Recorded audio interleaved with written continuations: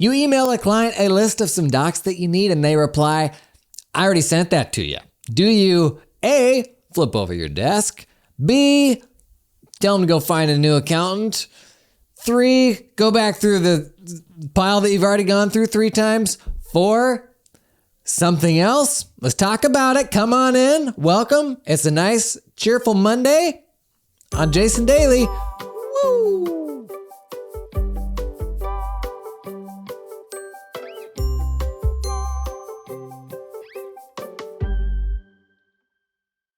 So I put this question out on Twitter and absolutely triggered everyone. What's your process for handling, quote unquote, I already sent that to you? Do you log everything that comes in? Like, do you have a way of proving it to the client? Do you even care? Or do you just put the onus on the client to deliver? What does that responsibility look like? And we can all like take the position of, like, I'm the pro here, like push the onus back on the client. I think maybe the most important aspect of this question is just the fact that usually by the time a question has gotten to a client about a missing document, if you do all that work yourself, you've searched the stack 3 times. So you've wasted a ton of time. If you run a team and the junior's doing the work and maybe it goes to the senior to ask the question, oh mama, that junior, they've looked at least 3 times. They then sent the question to the senior and the senior's like, nah, I don't know about that. And then the senior goes and looks 3 times. And then it goes to the client. And at that point, you've already wasted a ton of time. Like the amount of time it takes to do a thing versus the amount of time to look for something and all of the places that we have to look for things these days. Oh my gosh, that's a huge waste of time. So there's got to be some sort of system, right? And there's already people bristling and shouting at their AirPod right now saying, I do have a system. And I just want to kind of explore this because some systems are going to be better than others, but they're all in many ways like incomplete. But I just thought this was an interesting thing to explore because we don't often acknowledge the amount of time that goes into looking for things to see if we even have them in the first place and then sending them off. Okay, so one sort of interesting aside, little tidbit here, is I feel like audit companies, like firms doing audit companies, oh gosh. Firms that do audits have a more explicit approach to this, I feel like, because such a big part of that process is just how you request things and who those requests go to. It's a very locked down process, I think, much more than for accounting practices or tax practices where that's kind of part of what you do.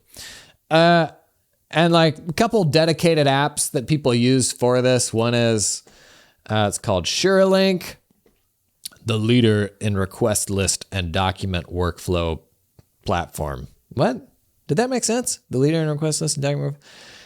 It's like, if somebody had told me 5 years ago, you're going to have a software program that is just for asking for things, I would have probably thought that was kind of weird, but I totally get it. Obviously, I've harped a ton on the value of bespoke request lists and why I think that's valuable so that they can be automated and so that the machines can do the asking and the machines can do the following up. But like Suralink is an example of a tool that's just like hyper-focused on requesting stuff. Uplink is another one. Stop chasing PBCs. And you just load up requests en masse for all of your different clients into the system, and that system will pester them and try to track all those things down. And when I put the question out on Twitter, there were 100 different flavors of how people responded to this. A couple people chimed in. They're using Carbon's client tasks for this. Tyler Clark said, centralized location for sending things that gets verified or sorted. If it's not where it's supposed to be, a templated message explaining how to send it to the right place is sent to the client. I know Nayo has talked about this. She has like a client communication policy that's like a little roadmap sort of instruction manual for here's the right ways to get in touch with me, the right ways to submit information. And that could even just be like a simple one-pager. There's definitely an element of client training to all this. I think Tyler said that he's using Carbon for all of that. he also had some beautiful analogies. Imagine accountants and analogies. I think accountants love their analogy. Don Cooley, are you out there? Don Cooley always uses doctor analogies. Here's one from Tyler. Imagine a manufacturing company that had all its raw materials dumped all over the floor and commingled. Okay, doesn't sound like a good time. That wasn't it though. He had another one. Do you take your silverware out of the dishwasher and just dump it into the drawer? No, you have an organizer. I don't know that I'm an analogy guy because I feel like you can pick them apart. I will tell you what I did though. I put those two analogies Tyler gave into ChatGPT and said, give me another edgy analogy about gathering things in an organized way. Is what ChatGPT came back with. Imagine using the bathroom in a nightclub, only to find out that the toilet, sink, and urinals are all combined into one chaotic, unhygienic mess. That's why organizing things in a helpful way is crucial. I think AI has arrived. Beth Loxley shared, everything's coming in digitally with dates, access logs, etc. She's using Verifile for that. Another person said, if it comes in digitally, it's easy to prove, but if paper docs were provided, she tells them to come in and look through the info dropped off, as I already have and it's not there, and nobody ever wants to come in. Robert Jepson says he responds, understood, I'll search your file again after April 18th to see if I can find it. In the meantime, would you like me to extend your return? It's like 50 shades of accountants passive aggressively telling clients to go jump in a lake. And so on either end of the spectrum, you've got firms that mandate specifically how they want the client to interact with them, how they're supposed to submit things.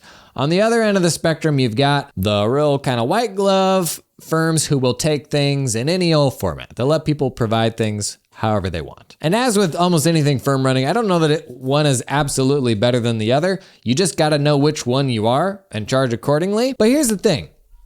And I was thinking about this as I was working on some of this, like how AI impacts your practice management system content, is even if you give everyone a locked down channel where everything has to come to you through this specific portal or something like that, there's still sources of context outside of that. There's still phone calls. There's still Zoom meetings.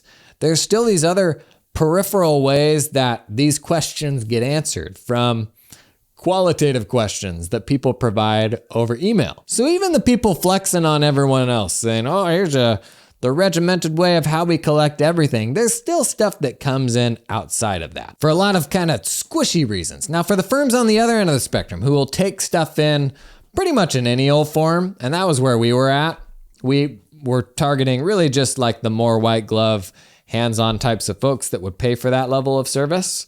But they would mail stuff to us. They would email stuff to us. They would pop in and drop something off. They'd tell you over a Zoom call. It was anything and everything. And it was fundamentally harder. Like you spend more time just trying to find the stuff, trying to figure out, did they ever give you that or not? One really helpful thing that we did was we've set up like a mail log to like explicitly log everything that we were sent. Ultimately, when we moved to Canopy, I think that log got replaced because we had a more explicit filing system for putting those things that came in. But it was interesting the variety of responses there were on Twitter. There were people who had like a shared folder with their client, or that a folder in their portal that would just be a copy of everything that client's ever given them, so that the client could hop in themselves and see everything that's there. But when they would pull stuff out of there for prep, they would just take a copy so that there was still like the original record of everything they'd given them. I can't in good faith be that person that's like totally dismissive and 100% puts it back on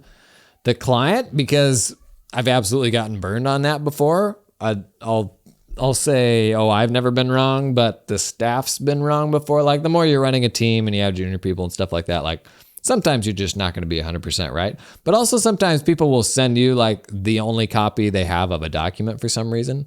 And so if I just say like, nope, you got to track it down, sometimes that's not easy. Sometimes that means going back to a bank or trying to get somebody to reissue something in a way that is painful. And the only like common thread, like the kind of only absolute maxim I can really pull from this is absolutely the fewer the channels there are, the easier it ought to be to manage.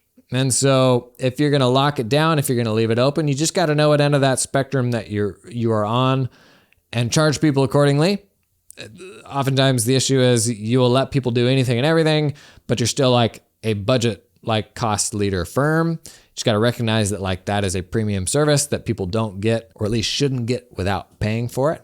But there's the one main takeaway I've been able to take from this is I think it can all come back to explicit requests. So if you had all those requests loaded into a single place, you can then put the onus on the client to resolve those requests when you have that information. And it may mean they told you in a Zoom call. It may mean they mailed that thing in, may mean it was part of an email. But the beauty of requests to me, and like at its worst, it feels like, oh, you're making the client do some work. And I'm like, I don't know if that's the case or not. The beauty of it to me is requests in a portal enable a mutual understanding of what is outstanding and what has to happen for you to continue work. And so those requests are like a big old red light, green light. And it should be plainly obvious whether those requests are up to date or not, whether the client agrees with the state of those requests or not. That should be a really obvious signal that here is what I think I need. So I do think even if you take information in different ways, and even if it's hard to lock it down, when you do say you got to do it via this channel, because there's still stuff like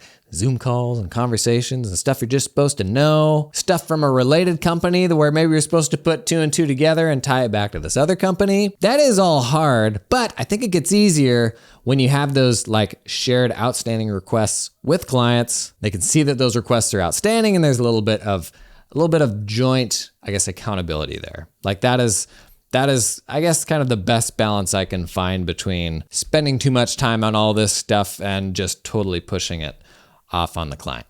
What do you think? I will tell you, the whole notion of being able to search across all of your context with AI, oh baby, like the notion that you could write a request 3 months from now, and as you're writing the request, it says, hey, here's a bit of context from a Zoom call that your colleague had with them 6 months ago that may answer this request before you send it out and look like a dummy. Oh man, that's gonna be so nice. Making sure you don't send requests you don't need to send. And then also like resolving requests. So let's say you get off a Zoom call with a client, and when that transcript comes into your practice management system, the ability for it to search that new context to see if it can resolve any of the outstanding requests automatically, or at least surface something to say, hey, I think this is the answer now. Does this look right? AI is going to be a big helper in that when it can search all the context.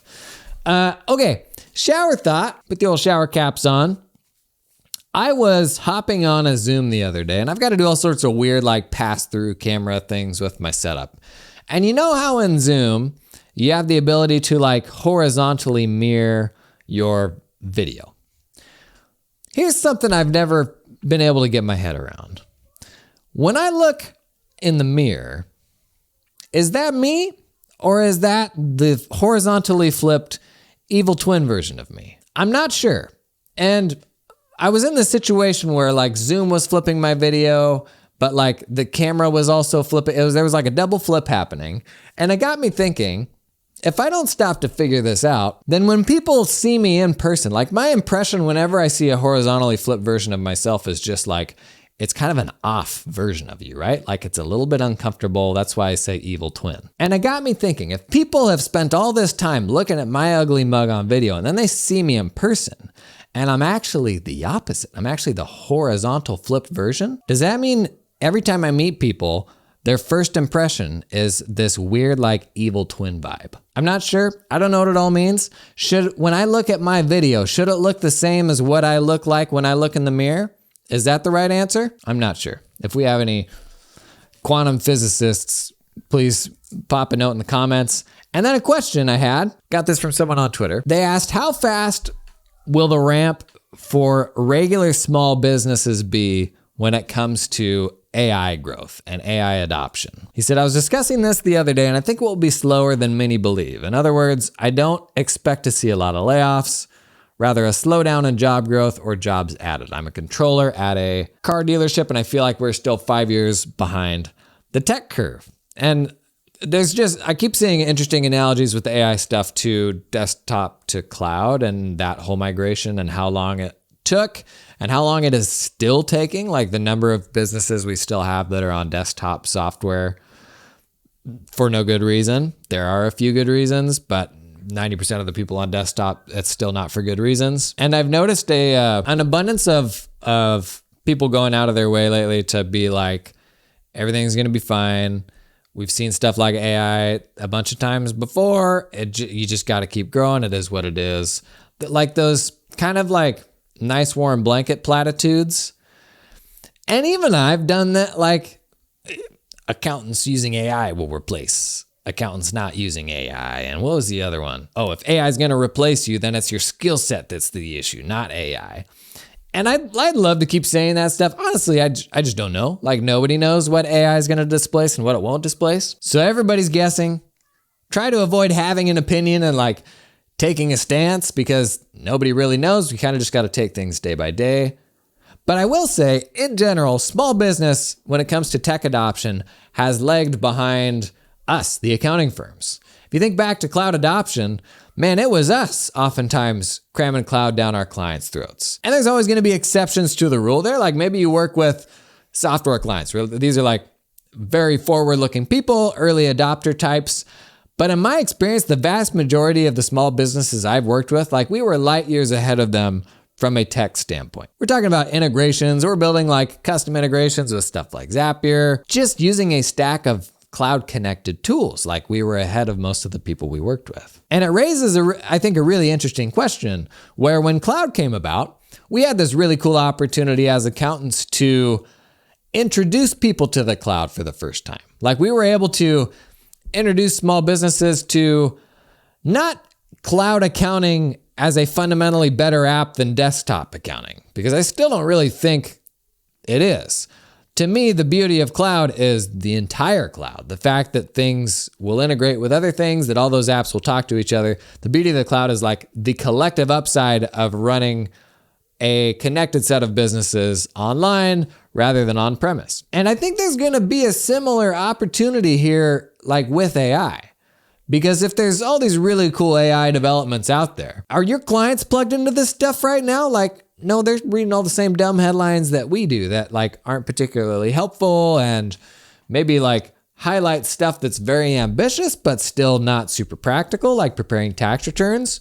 So who's going to bring them along?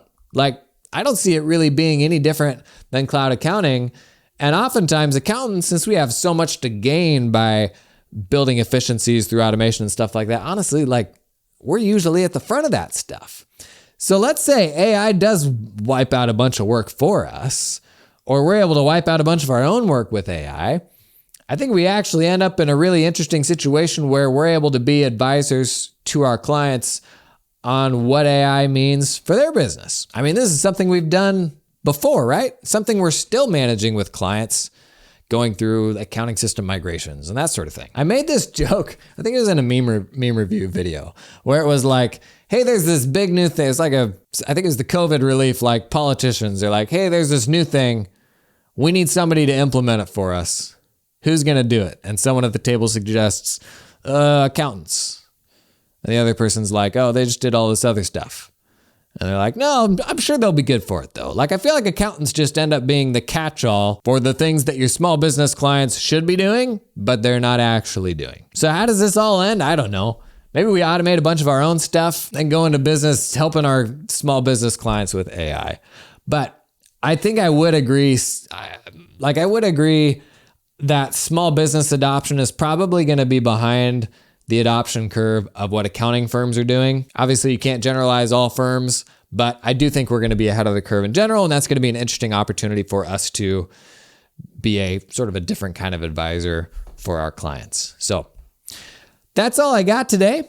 Happy Monday, tax people. Oh man, you are so close. Hang in there, bless your hearts, and I'll see everybody tomorrow.